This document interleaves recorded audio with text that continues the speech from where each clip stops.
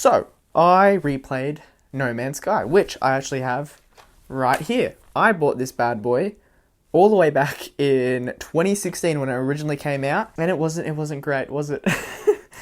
It was really boring. I think that was the ultimate thing with that game, because I played it back then for about 20 hours, and it was abysmal. It was really not fun, because you just kind of did the same thing over and over again, mining the same minerals, fixing up your ship, and then flying.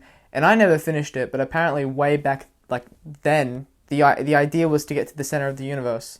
And what would happen is you'd get to the center of the universe, and then it would send you all the way back out to another planet, and then you'd have to go to the center of the universe again. And there were people who would play this game, and they would go to the center of the universe 18 times and put hundreds of hours into this game, and it was just the same thing over and over again. But now it's been 7 years. That is a long time.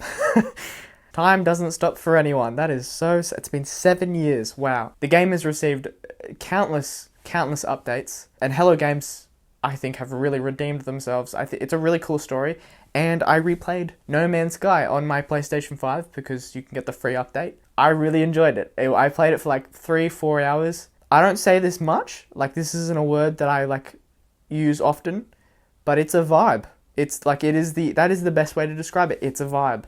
It's really relaxing. It's really chill. It's just kind of fun to kind of explore, take your ship somewhere, go to a planet, have a look around, scan things constantly, shoot some things, check out this area, go to that. I found this space station that was on a planet. That was awesome. Also, the second planet I went to had this giant snake on the planet, and it was dead. And I was like, this is sick. This is fun.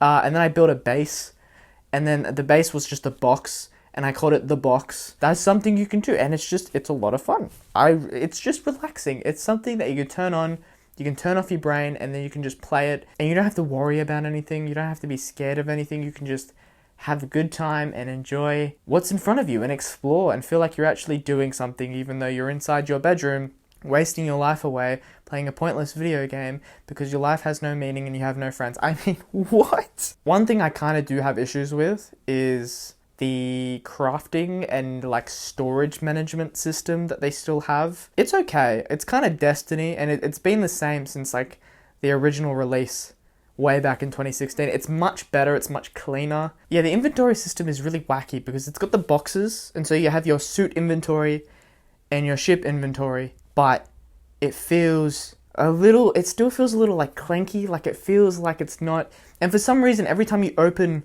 a random box out in the world, it gives you junk, it gives you dirt. It's really bizarre. I don't understand the storage system entirely. Also, the crafting is kind of weird because you have to build very certain things, and it's very complicated, it's very weird. One thing that is improved heaps is the fact that you can talk to aliens. You could do it originally when the game first came out, but it was kind of boring, didn't make any sense, it was really weird. Now you can talk to aliens and they can give you side missions, which is the thing. I was very surprised about that. I was like, oh, a side mission. But I need to build a base and I'm overwhelmed and I don't know what to do and now I'm scared. I'm not having fun anymore. But yeah, the side missions were cool. They were very simple, but they worked. And I think they were a good addition into the game. Also, the way the planets vary. For example, there are planets that have rings around them, I was like, oh, that's cool. What never gets old is when you're flying your ship and you go out into space and how expansive it is. If you're just flying normally, it takes forever to fly to a planet. One thing that's been in the game for a while, because I have played it a couple of times with the varying updates that have come out, is the different types of guns you get. So you have your normal laser, which is for destroying minerals and collecting different types of things like carbon. But then you have the other laser which terraforms the environment, which is really cool because then there's also in the game there's treasure chests underground which you can collect by terraforming the environment, which I think was a really clever addition. And that's one of my favorite aspects because it's kind of like Minecraft but in space. Whoa, there are capes. There are capes now. I don't know, I put it on as soon as I could, and you can sit down in chairs. Which I don't know who animated that, but that's a nice animation. The sitting down animation, Mwah, chef's kiss. Loved it. Honestly, if I had the extra hours, I would totally play No Man's Sky and get invested in like the lore and play the main mission and like just enjoy the 30-hour kind of experience that it is. Because there is a lot of just like relaxing vibe to it that I don't think any other game fully has, other than maybe Minecraft. The main story is also quite good. Obviously, I didn't get into it too much, but the main story, I think, moving forward, because they keep updating this game constantly, and there's probably going to be like a 10-year anniversary thing where they do 10 years of updates. I think moving forward, and if No Man's Sky ever watches this video, which I doubt they will, I think they should invest in having some voice acting. I don't know how many lines are in the game. Obviously, it's all procedurally generated, but I would love to see some voice acting, maybe with the main story. I think that'll like really make it more interesting, more attractive for players. Obviously, reading isn't necessarily a bad thing. There's so much reading to the point where it's like, oh, this is feeling a little bit weird now, because there's games like Persona 5 in particular where there is voice acting for quite a lot of it, but there's also a lot of reading.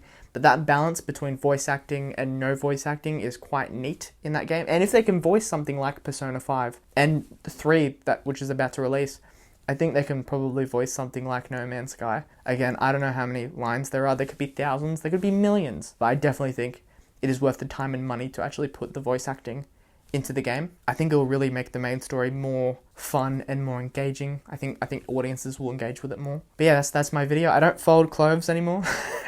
I got over that really quickly. I was like, I'm sick of unfolding my socks to fold them again. But I give this game 6 out of 6. I don't know what that means. I'm a Ninja Turtle. That's what that looks like. 6 out of 6. Yeah, if you have it and you haven't played it in a while, I totally recommend it, because it's a lot of fun. I genuinely had a really nice, relaxing time. If you've got like a couple hours to kill on like a Saturday and like nothing's happening around your hometown, give it a go.